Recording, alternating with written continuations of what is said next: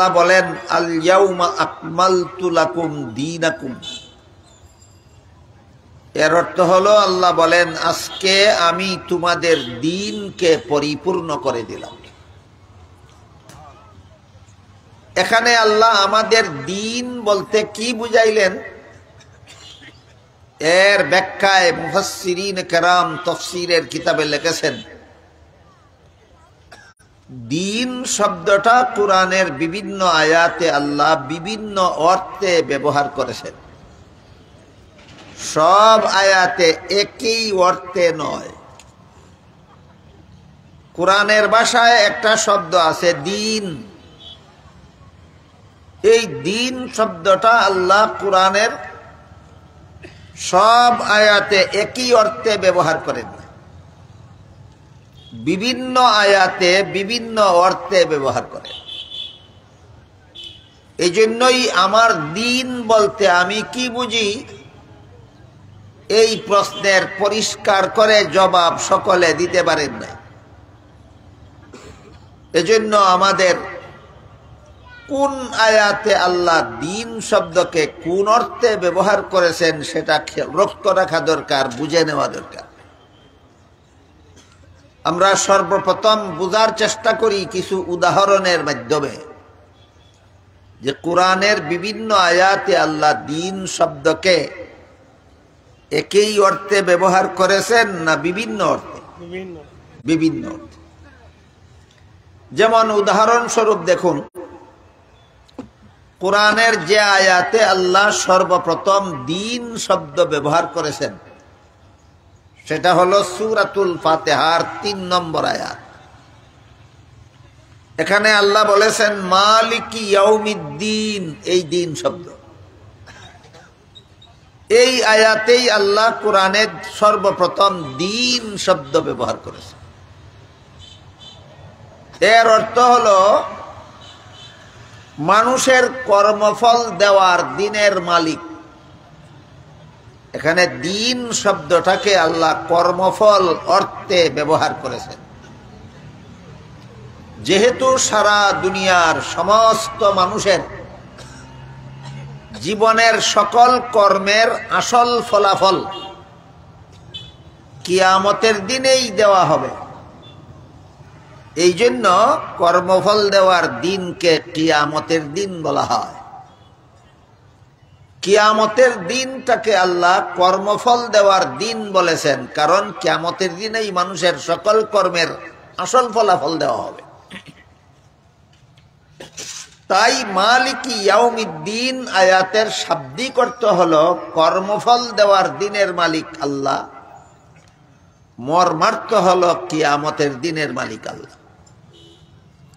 বুঝে থাকলে বলুন তো, এই আয়াতে মালিকি ইয়াউমিদ্দিন আয়াতে আল্লাহ দ্বীন শব্দটাকে কোন অর্থে ব্যবহার করেছেন? কর্মফল অর্থে।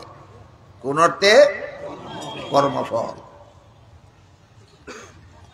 এরপরে দেখুন সূরা আলে ইমরানের 85 নম্বর আয়াতে আল্লাহ বলেছেন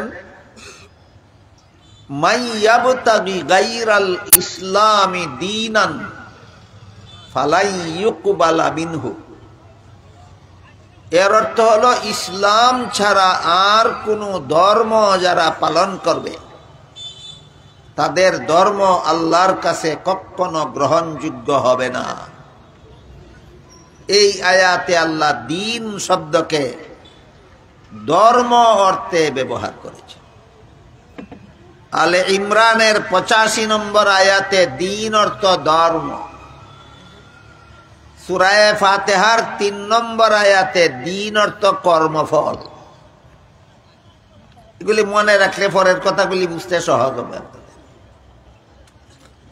সূরা ফাতিহার 3 নম্বর আয়াতে মালিকি ইয়াউমিদ্দিন আয়াতে দ্বীন অর্থ কর্মফল। মাইয়াবতাগি গায়রাল ইসলামি দীনান সূরা আলে ইমরানের 85 নম্বর আয়াতে দ্বীন অর্থ ধর্ম। সূরা শূরার 13 নম্বর আয়াতে আল্লাহ বলেছেন আকিমুদ্দিন। এখানে দ্বীন অর্থ কর্মফল নয়, দ্বীন অর্থ ধর্মও নয়। এখানে দিন শব্দকে আল্লাহ ইসলামের সহি আকীদা বিশ্বাস অর্থে ব্যবহার করেছে। আকিমুদ্দিন এর অর্থ হলো ইসলামের সহি আকীদায় অটল থাকো। সমাজে অনেক মানুষ মন গড়া আকীদা পোষণ করে আর এটাকে ইসলামী আকীদা বলে প্রচার করে ইসলামী আকীদার নামে, আর আকীদাটা মূলত ইসলামী নয়, মন গড়া। এইভাবে ইসলামের নামে মন গড়া আকীদা পোষণ করলে এই আকীদা তাকে জাহান্নাম থেকে বাঁচাতে পারবে না। এজন্য আল্লাহ পাক রব্বুল আলামিন সূরা শুরার 13 নম্বর আয়াতে যে বলেছেন আকিমুদ্দিন, এখানে দিন শব্দকে ইসলামের সহি আকীদা অর্থে আল্লাহ ব্যবহার করেছেন, নির্দেশ দিয়েছেন তোমরা ইসলামের সহি আকীদায় অটল থাকো।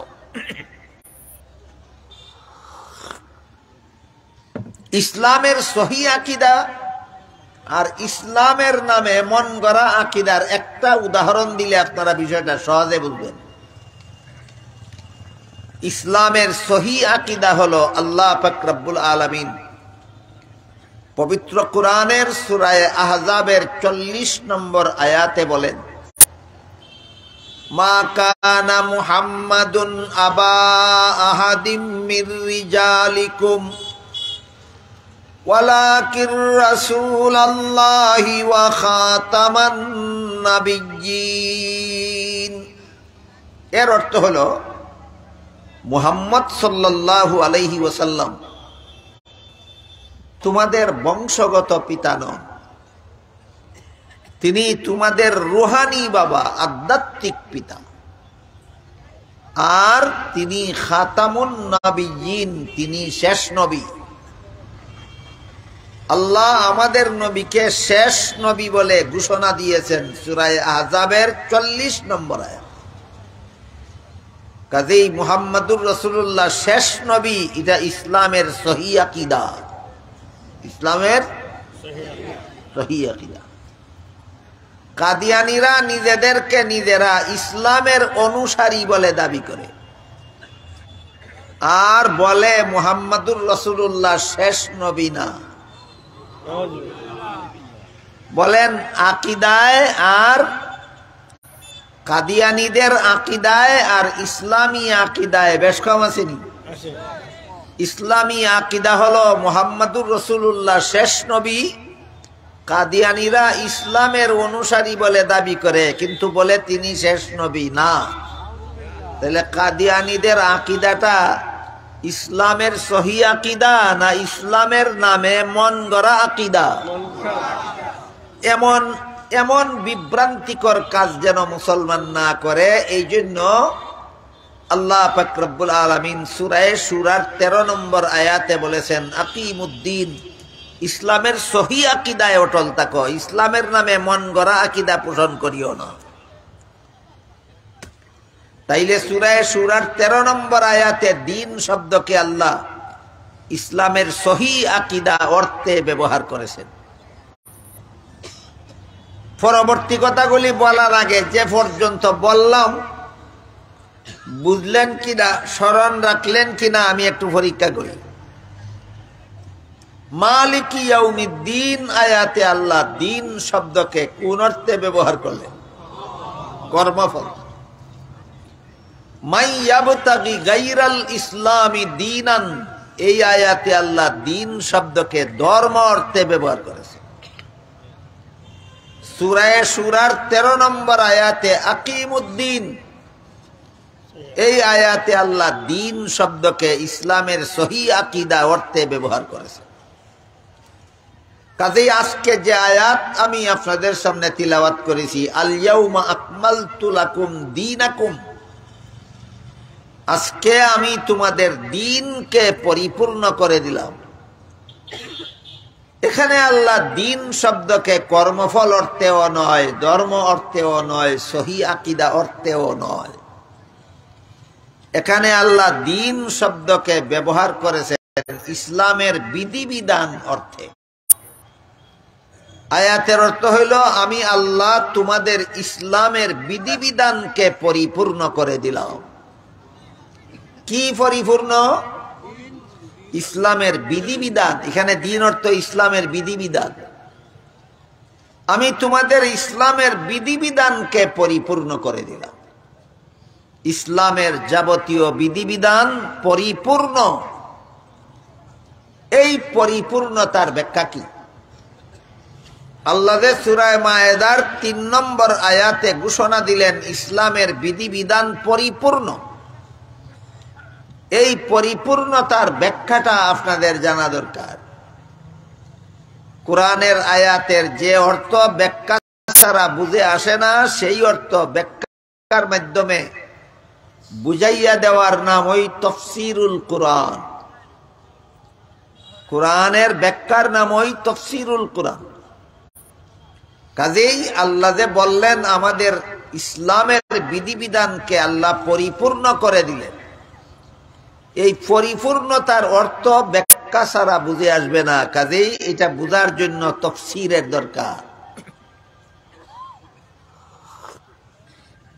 ইসলামের বিধিবিধান পরিপূর্ণ করে দেওয়ার যত ব্যাখ্যা মুফাসসিরিনে কেরাম তাফসীরের কিতাবে লিখেছেন, সমস্ত ব্যাখ্যার সারমর্ম হইল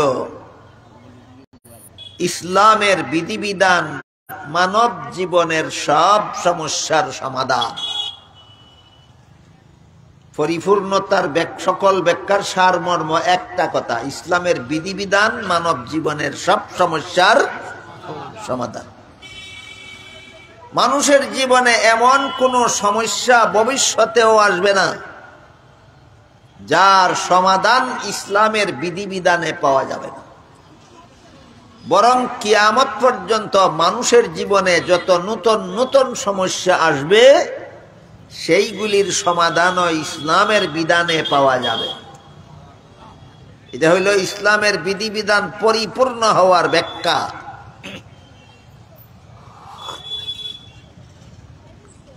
এমনও সমস্যা ভবিষ্যতে আসবে যে সমস্যা এখনো আসে নাই, কিন্তু আল্লাহ পাক রব্বুল আলামিন ইসলাম ধর্মে তার অগ্রিম সমাধান দিয়ে রাখেছেন। সমস্যা আসবে ভবিষ্যতে আর সমাধান আগেরই দেওয়া। এর একটা উদাহরণ আপনাদেরকে বুঝাই। আমাদের বর্তমান বাংলাদেশে যত সমস্যা আছে এর মধ্যে একটা সমস্যা আছে, আপনারা হয়তো শুনে থাকবেন, বাংলাদেশের লোক সংখ্যা বলা হয় 18 কোটি। আমি কথাটা বোঝার জন্য একটু সময়ের জন্য ধরে নিলাম, কিছু কম বেশ হইলেও কথাটা বোঝার জন্য ধরে নিলাম বাংলাদেশের লোক সংখ্যা 18 কোটি। এর মধ্যে আপনারা কি মনে করেন 9 কোটি পুরুষ আর 9 কোটি নারী? কয়েক বছর আগের হিসাব মতেই বাংলাদেশে যে পরিমাণ পুরুষ আছে এর থেকে 50 লক্ষ নারী বেশি আছে। আরো কয়েক বছর আগের হিসাব মতো এখন আরো বেশি। আমি কয়েক বছর আগের হিসাবটাই ধরে নিলাম। বাংলাদেশে যদি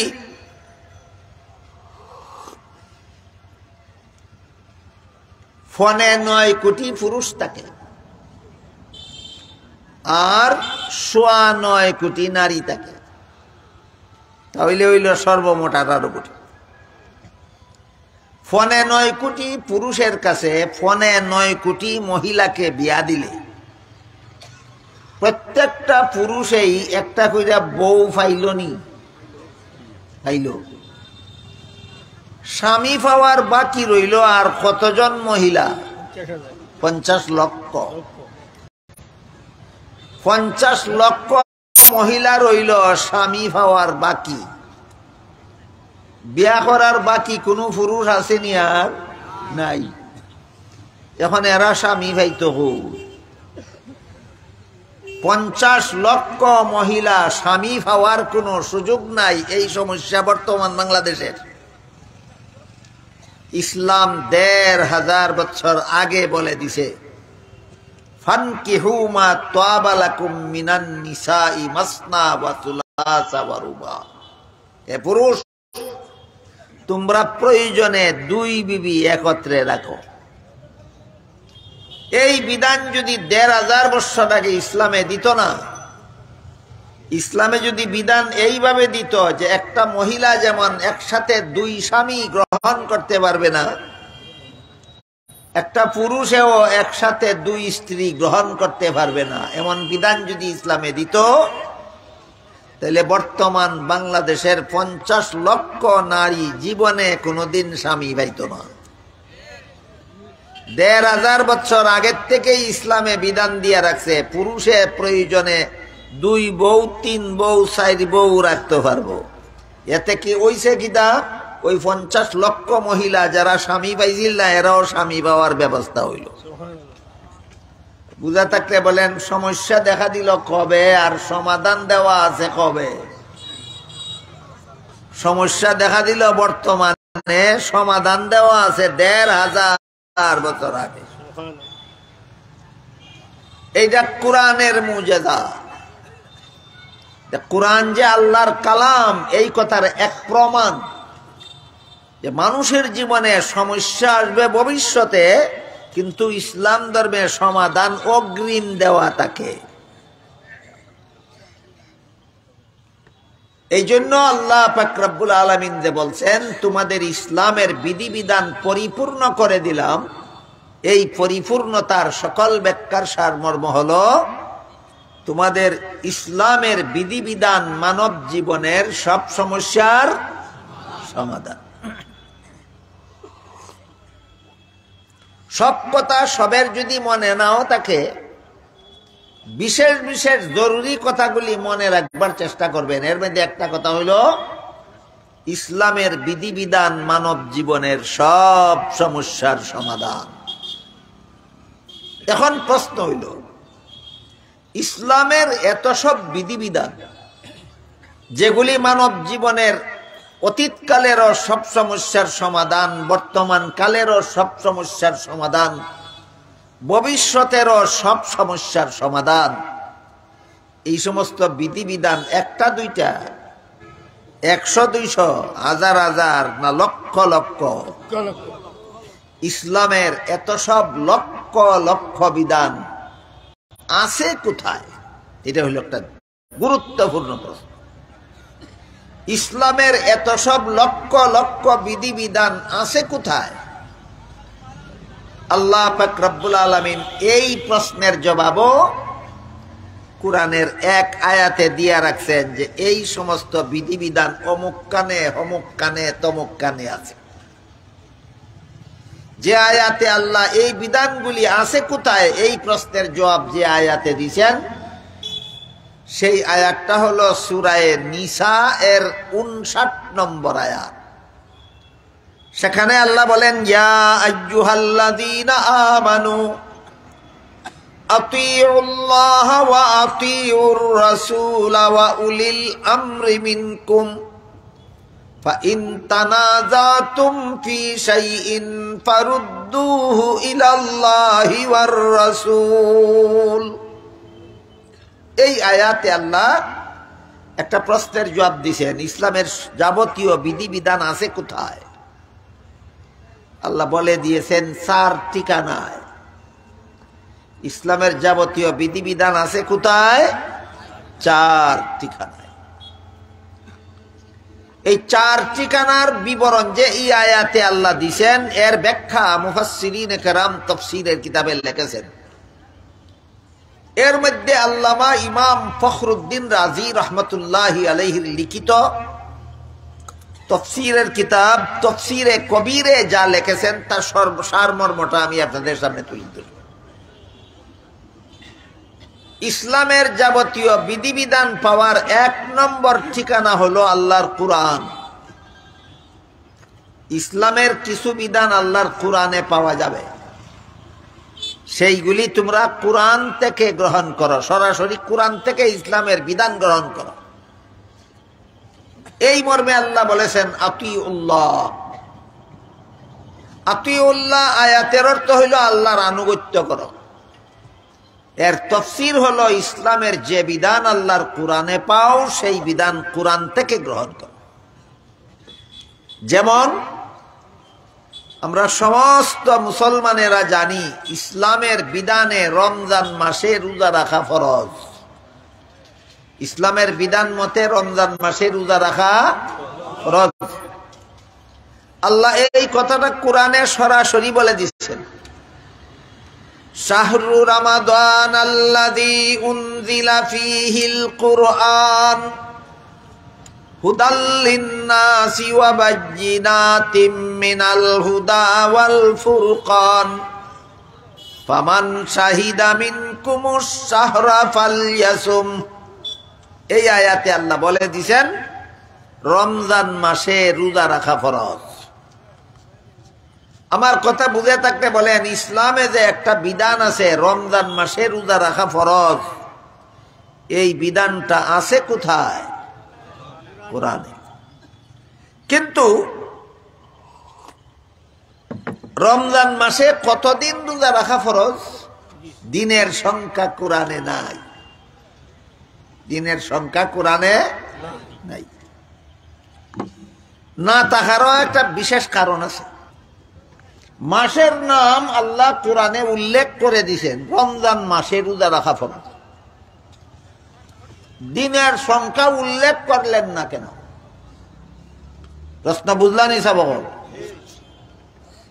তাফসীরের কিতাবে লেখছেন দিনের সংখ্যা উল্লেখ করলে তোমরা বেশে বাউতো, অসুবিধা হইতো। কেমন অসুবিধা?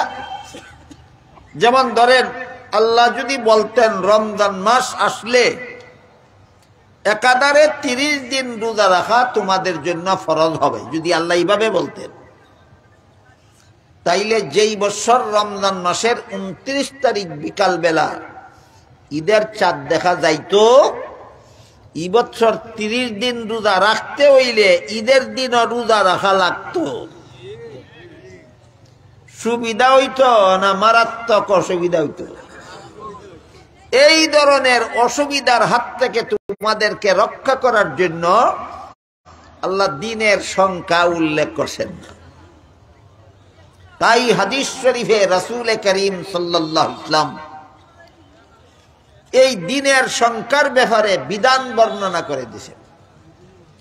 রাসূল বলেন, যেই বছর রমজান মাসের 29 তারিখ বিকাল বেলা ঈদের চাঁদ দেখা যাবে, সেই বছর 29 দিন রোজা রাখা ফরজ হবে। আর যেই বছর রমজান মাসের 29 তারিখ বিকাল বেলা ঈদের চাঁদ দেখা যাবে না, সেই বছর 30 দিন রোজা রাখা ফরজ হবে।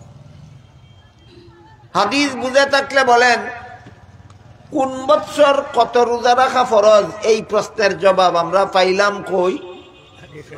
হাদিসে।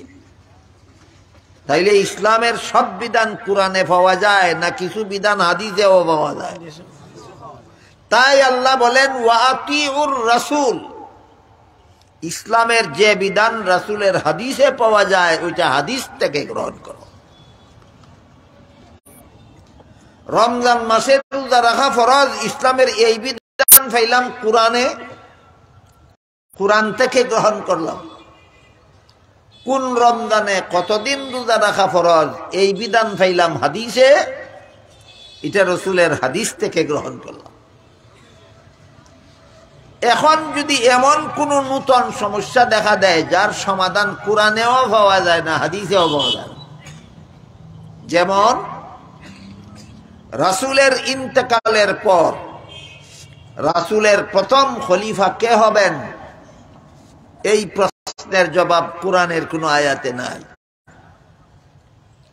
রাসূলের কোন হাদিসে ও রাসূল পরিষ্কার করে বলেননি যে আমার ইন্তেকালের পর আবু বকর হবে আমার প্রথম খলিফা, এমন পরিষ্কার কোন হাদিসও নেই। কাজেই রাসূলের পর রাসূলের প্রথম খলিফা কে হবেন, এই প্রশ্নের জবাব না পাওয়া যায় কোরআনে, না পাওয়া যায় হাদিসে। তাহলে এই প্রশ্নের জবাব পাবে কোথায়? এক হাদিসে রাসূল করিম সাল্লাল্লাহু আলাইহি ওয়াসাল্লাম বলেন, ইন্নাল্লাহা লা ইয়াজমাউ উম্মতি আও ক্বালা উম্মাতা মুহাম্মাদিন সাল্লাল্লাহু আলাইহি ওয়াসাল্লাম আলা দালালাতিন আবাদা। এমন ব্যাপার যে ব্যাপারে প্রশ্নের সমাধান কুরআনেও পাওয়া যায় না, হাদিসেও পাওয়া যায় না। এমন ব্যাপারে একদল মানুষের হাতে আল্লাহ দায়িত্ব দিছেন, তোমরা কুরআন হাদিসের আলোকে গবেষণা করিয়া সমাধান বাইর করো।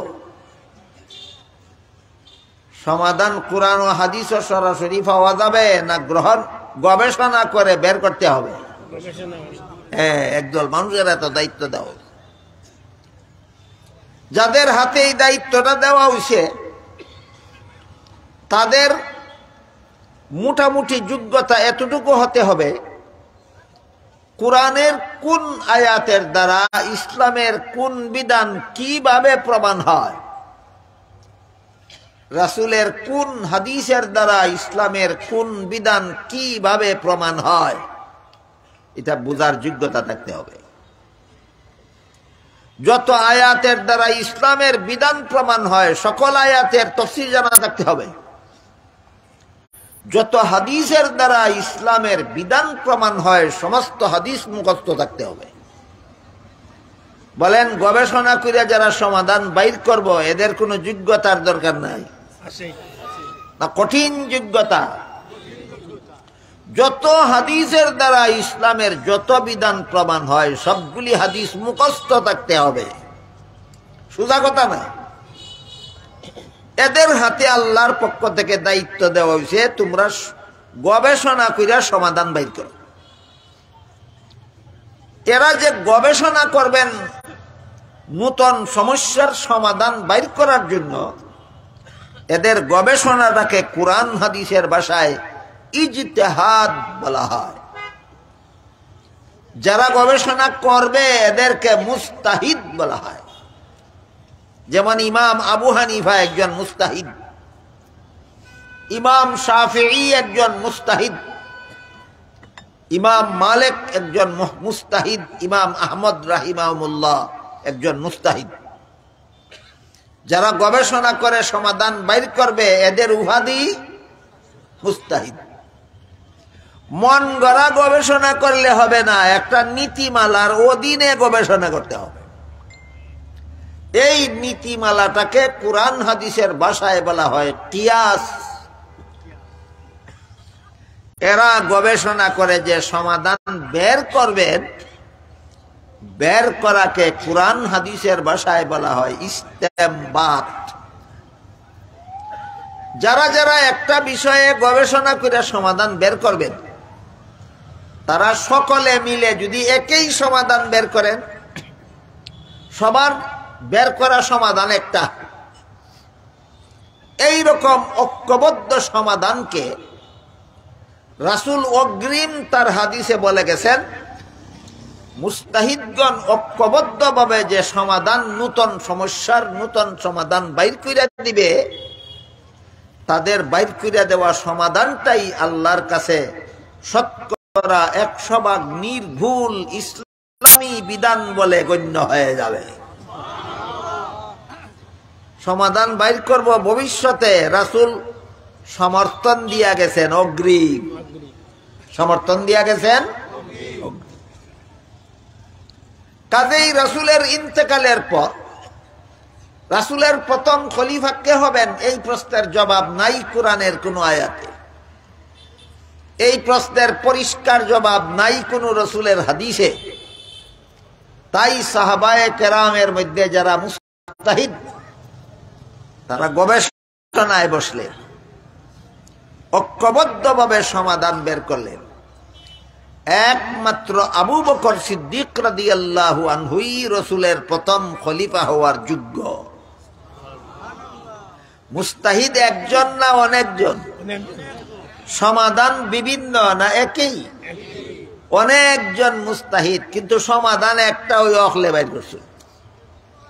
আল্লাহর রাসূল অগ্রিম বলে গেছেন, এইভাবে সব মুস্তাহিদে মিলে যদি একই সমাধান বাইর করে তাইলে তাদের সমাধানটাই নির্ভুল ইসলামী বিধান গণ্য হবে আল্লাহর কাছে। এই ধরনের ঐক্যবদ্ধ সমাধানকে রাসূলের হাদিসের ভাষায় উম্মতের ইজমা বলা হয়। উম্মতের ইজমা।